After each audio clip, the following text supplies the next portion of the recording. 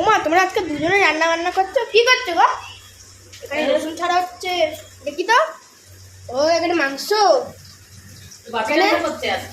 ও এখানে কি এটা? পেঁয়াজ আর রসুন, এখানে হচ্ছে আলু, ধনে পাতা, লঙ্কা, টমেটো। আর এটা কি মা? মানে আদা বাটা আছে।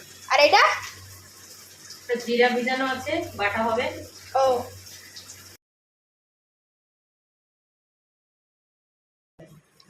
এখানে জিরে বাটা হচ্ছে। হ্যাঁ, এখানে জিরে বাটা হচ্ছে।